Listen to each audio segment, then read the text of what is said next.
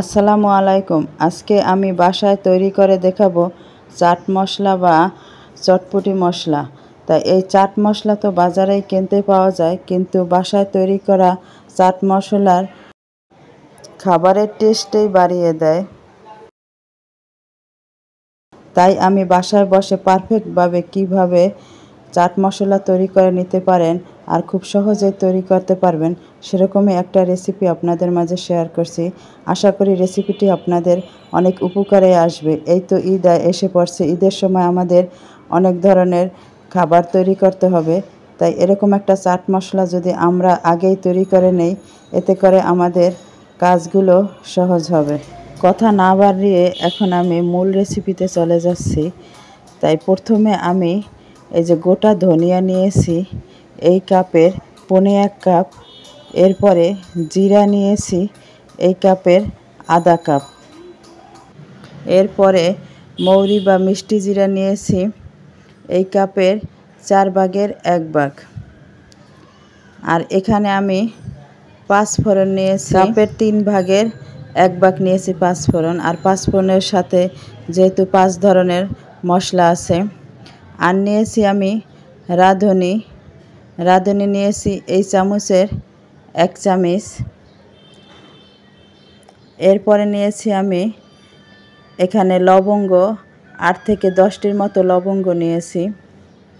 এরপরে এই চামচের আমি 3 চামচের মতো বিট লবণ নিয়েছি। আর এখানে আমি সাদা লবণ নিয়েছি। তাই লবণ এখানে যে কোনো একটি ব্যবহার করলেই হবে। আমি এখানে আপনাদের সুবিধার্থে দেখিয়ে দিচ্ছি। বিট লবণ না হলে এই নর্মাল লবণ দিয়েও করে নিতে পারেন। নর্মাল লবণ ব্যবহার করলে এখানে 1 চামচ ব্যবহার করতে পারবেন। আর বিট লবণ দিলে 2 থেকে 3 চামচ বিট লবণ দিতে হবে।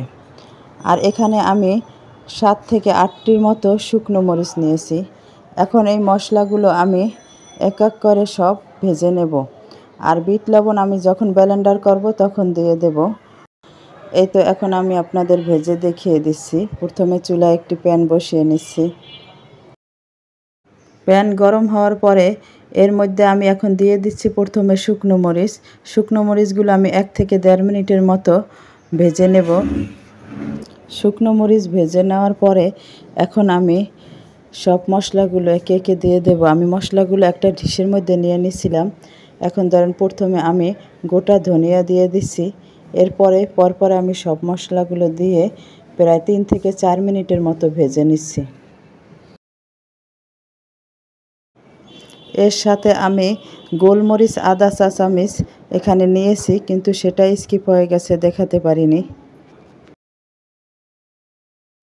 সব মশলাগুলো অবশ্যই অল্প আছে প্রায় 3 থেকে 4 মিনিটের মতো ভেজে নিলেই হবে। এখন মশলাগুলো আমার ভাজা হয়ে গেছে। এরপরে ঠান্ডা করে আমি ব্লেন্ডার করে নিচ্ছি। এই তো ব্লেন্ডার করার পরে দেখেন এরকম হয়েছে মশলাটা। এখন আমি এর সাথে বিট লবণ দিয়ে আবার ব্লেন্ডার করে নিচ্ছি।